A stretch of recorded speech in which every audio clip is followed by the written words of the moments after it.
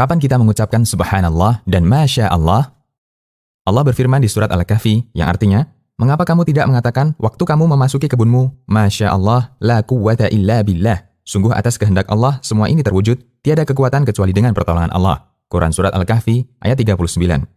Ayat ini dijadikan dalil sebagian ulama terkait kapan kita dianjurkan mengucapkan masya Allah. Dalam ayat ini, orang mukmin menasihatkan kepada temannya pemilik kebun yang kafir, agar ketika masuk kebunnya dia mengucapkan masya Allah, la quwwata illa billah, sehingga kebunnya tidak tertimpa hal yang tidak diinginkan. Ketika menjelaskan ayat ini, Imam Ibnu Utsaimin mengatakan, selayaknya bagi seseorang ketika dia merasa kagum dengan hartanya, agar dia mengucapkan masya Allah, la quwwata illa billah, sehingga dia kembalikan segala urusannya kepada Allah, bukan kepada kemampuannya. Dan terdapat riwayat bahwa orang yang membaca itu ketika merasa heran dengan apa yang dimilikinya, maka dia tidak akan melihat sesuatu yang tidak dia sukai menimpa hartanya. Tafsir surat Al-Kahfi. Doakan keberkahan. Di samping bacaan di atas, ketika kita melihat sesuatu yang mengagumkan dimiliki oleh orang lain, kita dianjurkan untuk mendoakan keberkahan untuknya. Misalnya dengan mengucapkan, Barakallahu laka fi. Semoga Allah memberkahi Anda dengan apa yang Anda miliki.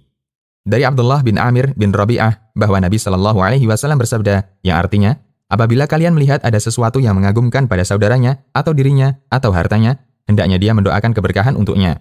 Karena serangan ain itu benar. Hadis riwayat Ahmad, Bukhari, dan disahihkan Syu'aib al-Arnaud.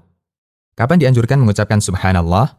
Terdapat beberapa keadaan di mana kita dianjurkan mengucapkan subhanallah.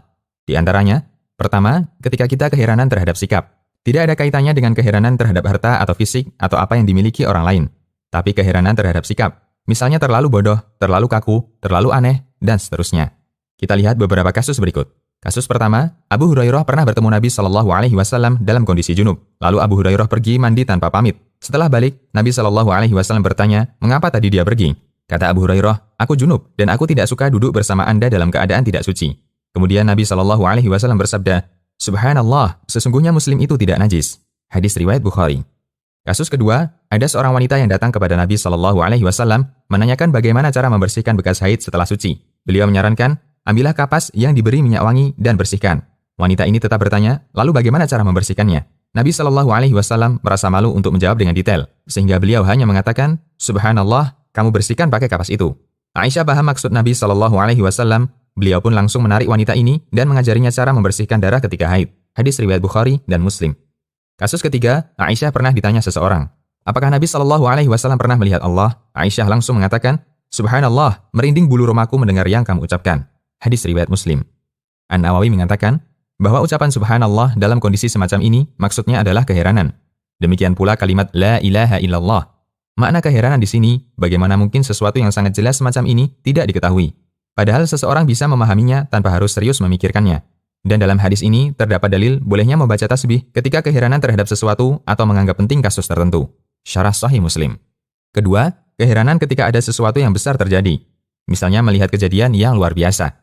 Nabi SAW terkadang tersentak bangun di malam hari karena keheranan melihat sesuatu yang turun dari langit.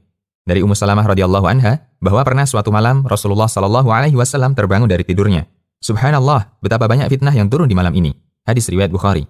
Dalam kasus lain, beliau juga pernah merasa terheran ketika melihat ancaman besar dari langit, terutama bagi orang yang memiliki utang.